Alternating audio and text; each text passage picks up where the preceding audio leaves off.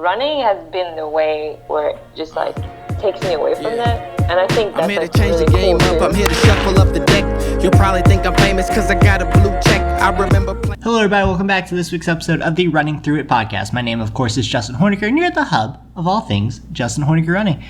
I have a fun interview for you today. Yolanda Ngarambe of the Atlanta Track Club. Atlanta Track Club, as you know, is one of the teams involved in the inaugural season of the Eastern Track League, which I will talk about when we get back from the interview.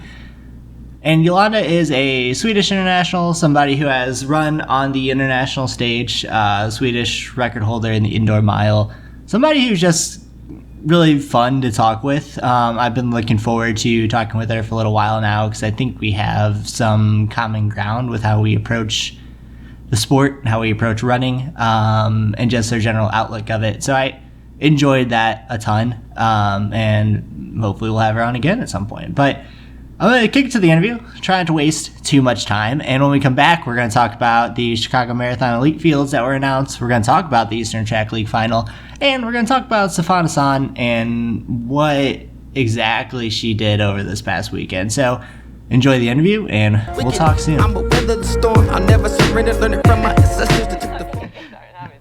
I try to jump into it so that it can relieve some of the awkwardness. But then whenever I do that, people are like, oh, wait, are we jumping in? My season's been going really well. I haven't raced, I raced 2 weeks ago. It feels like a long time ago. But yeah, it's been really good. I'm training now for, I think it's 2 or 3 weeks before I race again. Nice. So I guess I'm in the middle of a little training block. But so far so good, so I'm excited for the rest of the year. Do you kind of enjoy those couple of weeks where you don't have to worry about the stress of racing and everything? Is it nice just to have that training? Yeah, it's nice because I love racing, and I love being in that mode where you're just going to the next race. But then after a while, you start missing hard workouts and just being able to relax more, mentally. So yeah, it's nice having a little break. Yeah, I kind of went through that. Well, not on your scale, obviously. I was a D3 athlete, but when you race a lot and then you just kind of get a break, it's nice just to take that step back. And I don't know, I got kind of mentally burnt out with racing all the time, so. Yeah, because it's a lot. I mean, I feel like a race takes a lot of physical and mental energy. Yeah. Especially more and more I've noticed now, because I feel like before in the past, I always loved racing, but then I think I didn't put as much of mental energy into them. Not that it's bad, negative, but I feel like I just was more a race. And now, when I have a race, I think of it as this big, this chance to really perform. So yeah, these days I feel like I need more breaks. But not because it's affecting me negative, just because it takes a lot of energy. What kind of spurred that change in mentality? I think just I don't know, it's actually more this year, and just because I realized when you go pro you have less races, and then I don't know, I just didn't like either. I've never liked racing when I'm feeling prepared, so then now that it's fewer races than in college, I always want to be happy with my performance. And then I don't know, I realized too that you now at kind of this level, when I'm in a race, these days they might be bigger than before. Mm-hmm. Before I used to run a lot of small races, which I enjoy too. But then if it's okay, we say I'm going to run a Diamond League, then it's really okay, I gotta perform today. Gotta be ready. I can't just be because then I know that if I do well today, it might open doors for this next race. And then I don't know, also becoming when you go through an injury and you see people disappear in injuries, you realize that you don't know when the next. You don't take it for granted anymore. You got to use opportunities, and you can't just wait for the next one. It's kind of how I feel. Would you say that's the change from being a college athlete? Would you say that that's kind of your biggest thing that you've had to work on? Is just kind of being ready day in and day out? Yeah, I guess that's true. It's interesting. It's because before college, since I lived in Sweden, our season is set up like a pro season. Okay. But you're not pro, so it's just different. So I was kind of used to that, racing all summer. And then college, in a way, became, tough sometimes because I knew I only had until May to perform and try to make it to, regionals and nationals. And I actually never made it to nationals, but always the goal. And I always felt the season ended so early.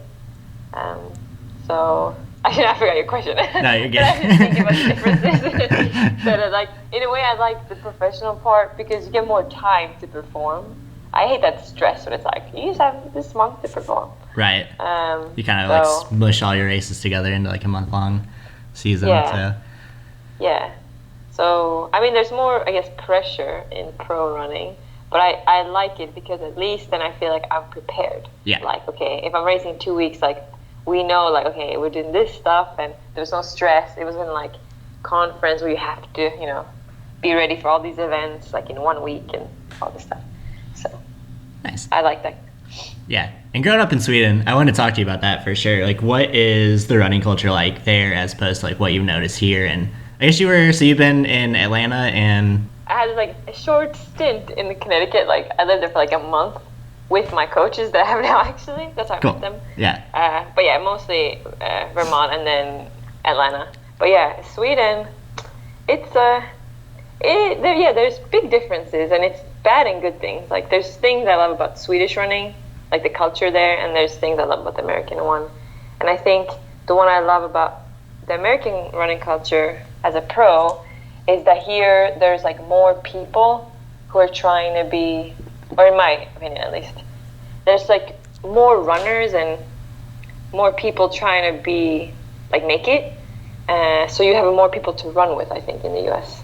There's just more variety. Like everyone isn't like the fastest ever, or like I don't know. There's more. Yeah, I think the post-collegiate scene it's getting better for sure. I think like maybe 15, 20 years ago wasn't as good, but especially with kind of what we've been working on, I think it's getting a lot better. But yeah, so like in Sweden, there just isn't that like post-collegiate culture. Is that kind of what?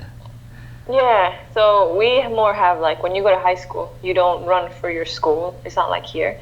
So people, quit running early. Yeah. So when I was in high school, the people I ran with, we all were like we were acting like we were going to be all professionals in a way. So like when I came to the US, I thought it was going to be like this insane experience, kind of like what you would imagine when you join a pro team. But then when I came to college, I realized, there's people on my team who just like running just for the fun of it. Like they're not trying to be an Olympian. Like I feel like in high school in Sweden, everyone wants to be the best. It's just so you kind of lose those people who just run for fun because you kind of feel like, if you're going to go after school to do a workout, if you don't really feel super committed in Sweden, I feel like people quit earlier, which kind of makes sense. But then in the US, because you can go to college and run, you keep going. I don't know.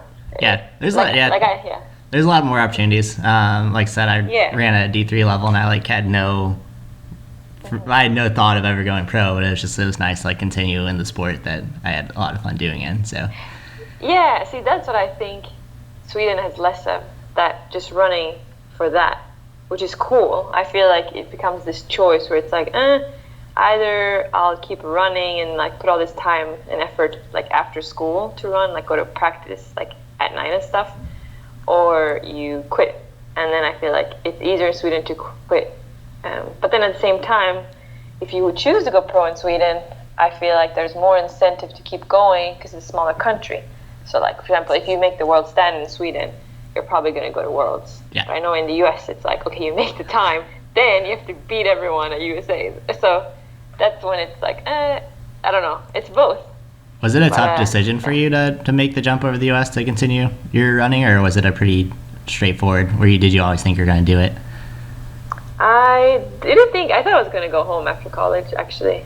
Because I kind of wanted to go back to that super focused pro approach to running. But then when I came home, I started missing the American culture of running. I just missed having teammates and people to run with, and it was actually an easy choice when I made it because I have always felt that when I'm in the US, I've always been surrounded by people who believe in me, and people are very excited to believe in me. It doesn't take that much for people to be like, yeah, Yolanda, you can do it. But in Sweden, it's more they're not realistic. It's not the word. They're just more it's gonna be tough. But I feel like in the US, you guys have this atmosphere of if you really want it, just go for it and then see what happens. And I like that. So I feel like for me, it helps to be here. I feel like I improved in running because I was in this country. Like, I don't think I would have improved as much in Sweden. It definitely seemed it's definitely seemed to work out for you for sure. Yeah. Because you've had the opportunity to go after a couple Swedish records, right? Mm-hmm. Yeah, and just the coaches here, like my coaches, ever since I met them, they've been so supportive, and they saw my potential, and they really believed in me, and I feel like that's what I needed, and I kind of didn't have that as much in Sweden, and not because it's like, I don't know, it's just different. The approach is different in Sweden. Here, I feel like people go for it more, and maybe they won't make it, but at least they tried. I feel like in Sweden, you have to have a more, like for me to be as supported in Sweden, I would have to be like running nationals in college and stuff. Yeah, I've never thought about that because it is kind of just our mentality. I think it's kind of beaten into us that if you don't go for it, then it's just like an opportunity that you never sought out. Yeah, exactly. I've never. It's cool. I actually love it. It's so like it's a cool thing, and I hope it never changes because I think it helps like athletes. Yeah, and it's good that the opportunities are there for sure. But yeah, so you came and then you stayed because of the Beglies. What's it been like training under them as opposed to training under the other programs you've been under?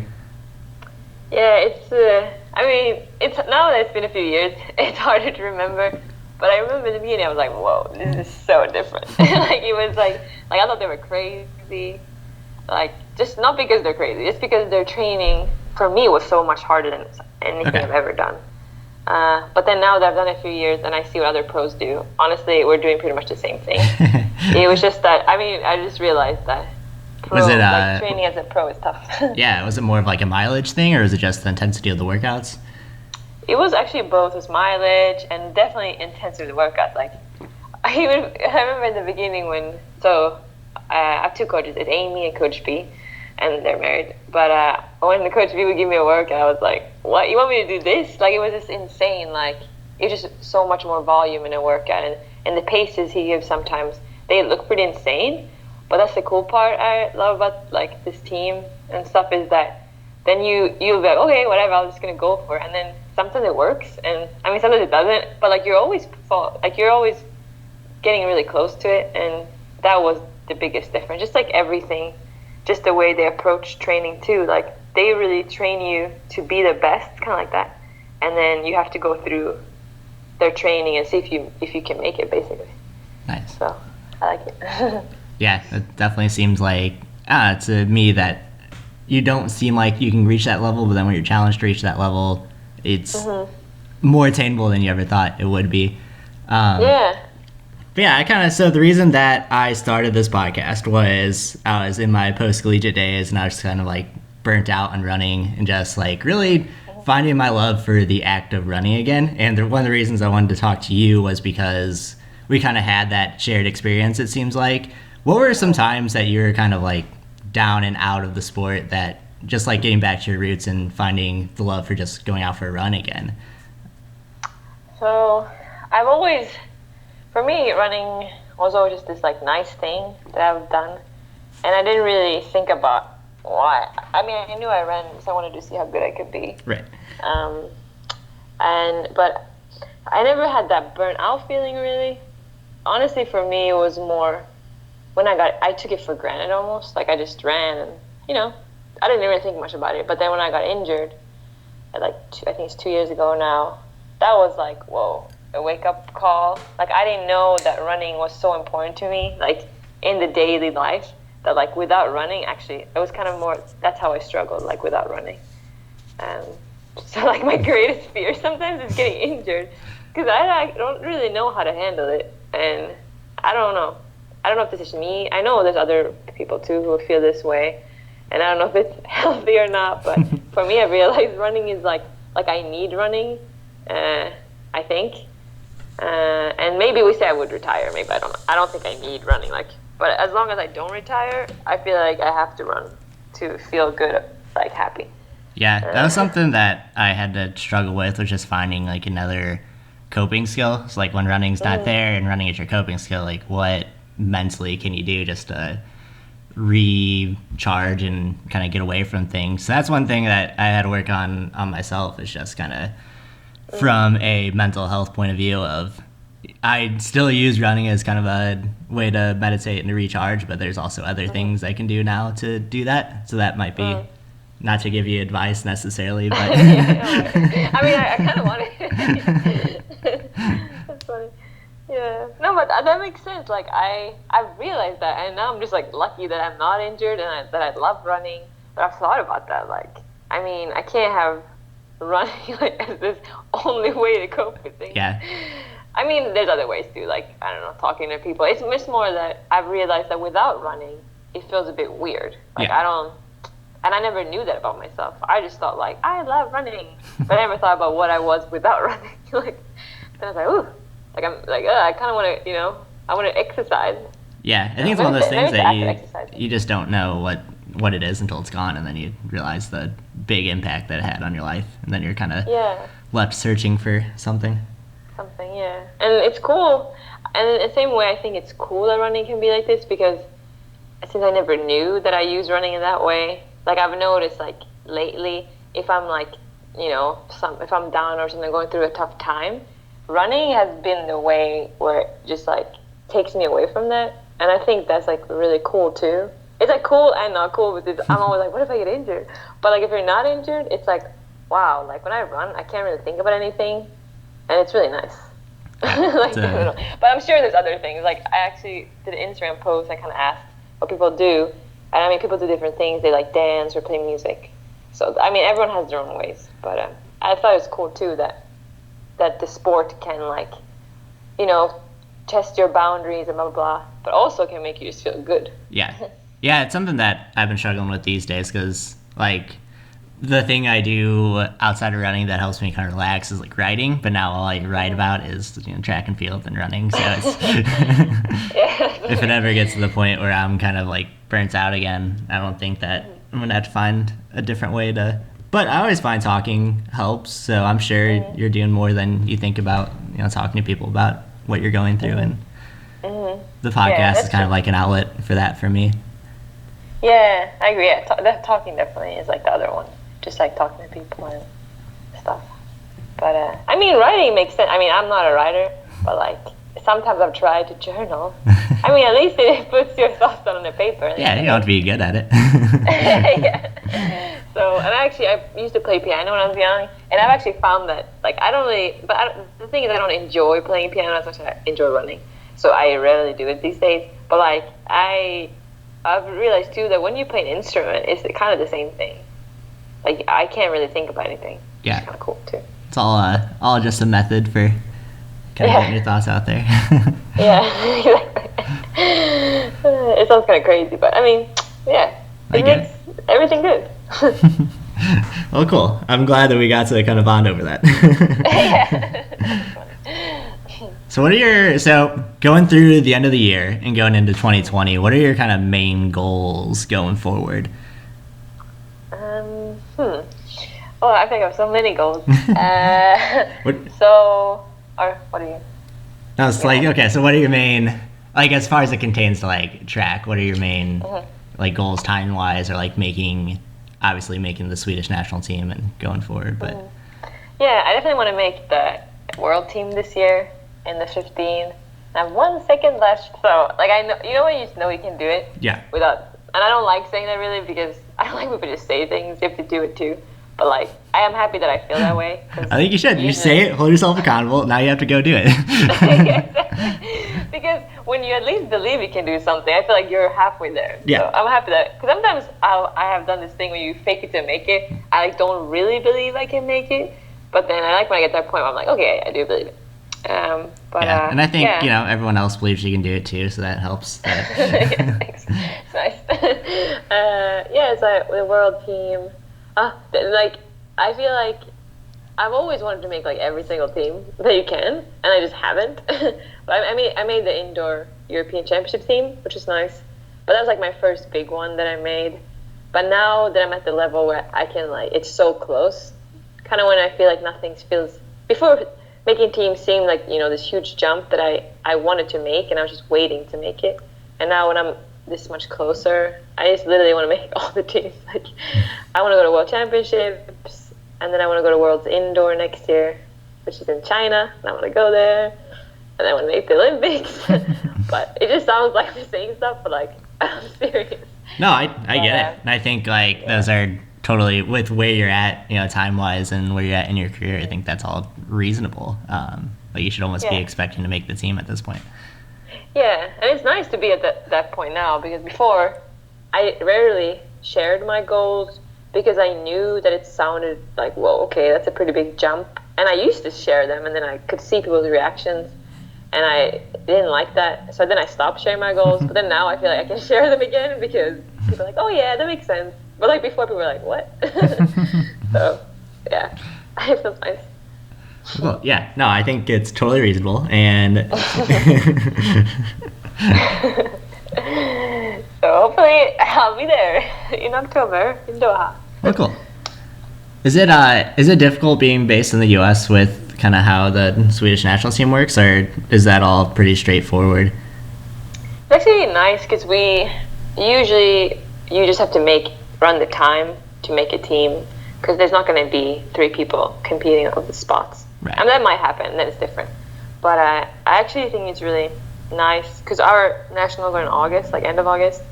So usually I spend a lot of time in the U.S. like in the summer, like right now. And it kind of is, I like it because it gives me a break, just because when you go home and you're in that bubble of Sweden, like, I know all of my competitors and everyone is around. And it's kind of nice being like away from that. Just having your own little thing in the U.S. Like, I like having my separate thing. Yeah. So it's not hard at all to match because I just need to get the times. I mean, then I need to come to nationals and run too, but the times I enjoy it. Yeah. Well, cool. Well, Yolanda, thanks for jumping on with me. I appreciate you taking time out of your schedule to do this. Yeah, it was fun. Yeah, if you ever need an excuse to talk things out, there's an open invitation to come back. Okay, thank you. This becomes the therapy podcast. Yeah, and that's part of it. Yeah, that's fun.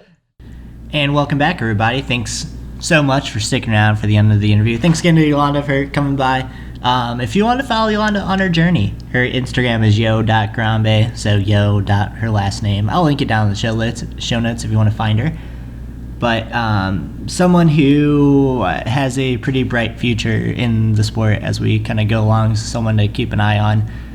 That's what I want to kind of do with these interviews, is just bring out people that don't necessarily or aren't on the top of mind as far as people that we watch in the sport, and just to help tell their story. I think you'll find there are a lot of runners who we can be fans of that we just aren't exposed to in the general track and field world. That's what's great about the Eastern Track League, is that it's giving athletes opportunities to race on a slightly bigger stage that they don't have to go over to Europe to race on, and just expose themselves to the American track and field audience on more occasions. So when you're in races and you're racing the same people over and over again, it kind of breeds that familiarity, one with the fans and with each other, and that kind of breeds rivalries and head-to-head matchups that we can hype and get hyped about. But I've enjoyed covering it. I've enjoyed covering Yolanda and the rest of the Eastern Track League crew. That being said, let's talk about the final, shall we? So the DC Roadrunners Champs was this weekend. Encompassed in that was the Eastern Track League final. As we talked about last week on the pod, Eleanor Poirier and Kwame Prince were in the lead, and there was an opportunity for the first ever sub-4 mile on DC soil. All those things ended up coming to fruition, but let's read through the results, shall we? So let's start with the women's 800. That was kind of the first event of the meet, of which Julia Risk ended up taking home the win in 2:02:23 meet record. So there's $500 on the line for every meet record as well. So this was, unfortunately, Yolanda couldn't make the event this past weekend, so she was a healthy scratch. But other names you're familiar with from the series so far: Olivia Baker was in second in 2:02.67. Agnes Abu was in third in 2:02.84. Heather McLean of New Balance Boston was in fourth, 2:03.21. Sammy Watson rounds out the top 5, 203.9. And with those races, that means that none of those athletes can catch up to Eleanor Perrier. So, barring unforeseen casualties, she was going to win the series. But let's not get ahead of ourselves. In the men's 800, Kwame Prince ends up taking home the win. And this was actually an extremely exciting race because it went out maybe a little slow, but everyone closed hard. So I think the heat generally didn't lead to as fast of times as you would want because it was hot, it was sunny, it was kind of in that stagnant time of the evening. But Kwame Prince, District Track Club, ended up winning in 146.06. That's a meet record. Someone who I think can go faster. I think if the start of this race goes a little better, Kwame kind of had to move up on the pacer and take over the race earlier than I think he had anticipated. But 146.06, out leaning Eric Sawinski, who was coming at him hard at 146.07. It was hard to tell who actually got the win when you're watching the live feed, but Kwame ended up holding him off. He ends up taking home a nice, smooth $3,000 for his efforts. Sam Ellison of Boston Athletic Association was third, followed by Doze, who we talked to last week in 146.5. And Doze had a really strong finish, so he was kind of not in great position on the bell lap and moved up really well. I think that's one thing that the District Track Club guys do is they close hard, and obviously in an 800 meter runner that's what you want. But him and Kwame both have a lot left in them, I think. And I could see both of them going under 146 into that 145 low, 144 territory. And the thing with the 800 is it can just happen one day. You can be running 146s and then one day pop off a 144. As long as you're doing the work, it's one of those races where it can just happen. Things can come together. You can have a perfect pacing of a race, and if you're in it, you're in it, and that leads to fast times. Other notable names, Chris Geisting of Hoka, New Jersey, New York had to drop out, but he was leading at one point, so it kind of sucks to see him have to drop. It would have been interesting to see him up in the mix as well, because he would have probably been up in the mix for the win as well. But there will be more opportunities. So even though this is the end of the Eastern Track League this year, this isn't the end of the season. So we still have USAs, we still have a couple more meets on the calendars before it gets into that championship end of the year. But not that long. There really isn't much left of the track season, but there are still opportunities.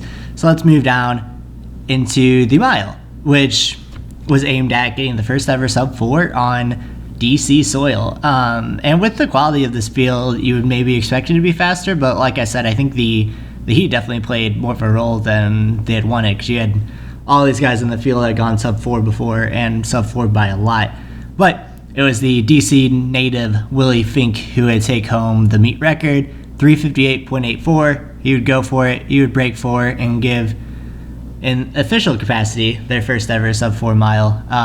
Trevor Dunbar was second, 401.3. Daniel Wynn, third, in 402.13. Eric Holt was just behind him in 402.93. Other notable ETL names, Ben Malone of Hoka, New Jersey, New York, was in 403.51 in sixth. Yeah, and that's that. And then on to the 1500. Shannon Osika would end up taking the win after Eleanor Perrier was leading for majority of the race. Osika closed hard. She had a fantastic last lap and just timed everything perfectly and was able to, over the last 150 meters, push Perrier and then overtake her to win by over a second. So again, with these times, you're going to notice that they might seem a little bit slower than what you're expecting, but man, I think that heat was just more than you could have anticipated. And obviously for distance racing, you don't want that. But Katrina Coogan then was in third in 414.6. Leanne Farber was in fourth right behind her in 414.9, all in that New Balance Boston crew. That's been one of the eye-openers of the series so far for me, is just seeing all the New Balance Boston crew racing and seeing how far they've been coming along. And I think they're going to be one of the up-and-coming teams as well. I think between them, between District Track Club, between the Atlanta Track Club crew, and Hoka, New Jersey, New York, they're going to surprise some people in the next couple of years. Some people who are counting them out. Abby Cooper was here as well, but she was just pacing, so she dropped out halfway through. Jamie Morrissey and Katie Kunk from Hoka, New Jersey, New York were 9th and 10th and 422 and 424 respectively. And that kind of rounds up the Eastern Track League final. So it's been a great time covering it so far this year. I'm going to try to bring you some more names onto the podcast for conversations like what I've had with Edoze and with Yolanda so far. So I'm looking forward to that. And we'll keep talking about it because I'll be back next year working with them. So let's talk about Sifan Hassan, shall we? The Monaco Diamond League meet was this past week. And in the Brave Like Gabe Mile, which was the fantastic thing that Monaco did after Gabe's passing, was to announce that the mile race would be the Brave Like Gabe Mile dedicated to her. Sifan Hassan would end up just blowing the doors off, running 4:12.33 for a new world record in the mile, really like destroying the previous record by a solid half a second. She's been, I don't think anyone can touch her right now with how she's been racing recently in the 15 and the mile and the 3,000. She just has an unreal last 600 meters. And when she decides to go, no one seems to be able to stick with her. Laura Waitman was in second in 4:17. Gabrielle Dubois-Stafford was in third in 4:17. Gudaf Sege was in fourth in 4:18. So everyone else was kind of packed up. And Sifan Hassan was, a solid 50, 70 meters ahead. And it was a sight to see. She's really coming into her own. It's going to be interesting when World Champs comes up to see what she's going to specialize in. But, man, she's untouchable right now. And just to see that record was thought to be untouchable for a long time. And then she comes in and not only beats it, but beats it pretty convincingly with no one else around her. It's in this field of, you're looking at the results, and nearly everyone in this field runs a personal best, a national record, or at least the season best, and she's clearly head and shoulders above everyone else in that regard right now. It'll be interesting to see historically how long she can keep this going. I think the thing about this season is it's with World Champs being later than usual and USATFs on the US side being later than usual, it's a long season. I'm curious to see if people blow up more than usual. Obviously, Hassan's training with Nike Oregon Project, so you wouldn't expect her to as much, but I'm talking about elsewhere with how long the season has been, and with mainly I think of the Tin Man Elite group. They've been going hard since indoor. It'll be interesting to see come USATFs who is just completely fried, and I think that's going to be a storyline going forward that I'll probably write about and talk about. Because you'd figure, coaching at this level, when you get up this high, that people definitely know what they're doing, but it's really hard to tell, especially in Tin Man's case, when you have guys who are in their first prolonged season, how the body is going to hold up. It's kind of like when you're racing NCAAs, you're an NCAA athlete, and you go pro after the season. Sidious Mad podcast, when they're talking with Ali O about that, how she took a week off and a couple days here and there, but just feels like the season is going on for forever. I think that's kind of that mental burnout more than that physical of just you're constantly racing. And I talked about with Yolanda earlier in this podcast, and her season, she doesn't race as much as maybe other people have, but when you're in a long season, mentally it's easier to kind of come out on a race-by-race basis when, sure, the races mean more because you don't have as many opportunities, but you're also not laser focused for every week for 4.5 months at this point. So it'll be interesting to see going forward just what this means. But okay, let's move on to the Chicago Marathon. Just released their elite field. I kind of want to go over that real quick, and then we'll round out the podcast. So it's time to start eyeing the fall marathon season. We're in July. It doesn't seem like we should be yet, but it's right around the corner, man. So let's look at Chicago. The key being, the headline of Chicago obviously being that Galen Rupp is going to be returning since his victory last season, and since not having a spring because of his Haglund deformity surgery that he had to have, where his Achilles was partially torn to the point where they had to surgically repair it. So it'll be interesting to see where he's at come there. So Galen Rupp, obviously the headline, but you also had the likes of Chris Derrick, Scott Smith, Brogan Austin, Diego Estrada, Brian Schrader, Parker Stinson, Noah Droddy are going to be coming back as well.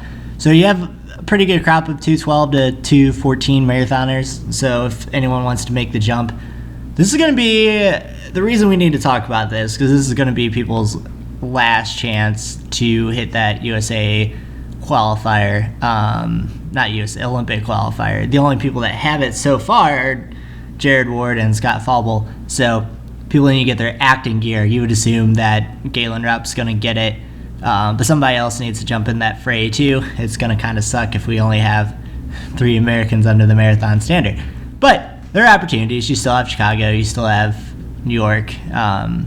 Things are there to get it done.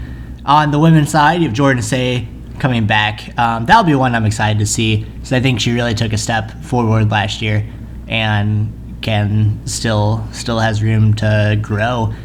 But she ran 2:20:57 last season and would surely want to build on that, especially at a race like Chicago. It should be fast. Amy Krog is also there, followed by Emma Bates. Stephanie Bruce was announced. Lindsay Flanagan was announced. Taylor Ward was announced. It's kind of a top-heavy group, with Jordan Say and Amy Krog, the only kind of 220 low runners. But you still have people who are looking to make that jump as well, like Emma Bates, I think, can go faster, obviously.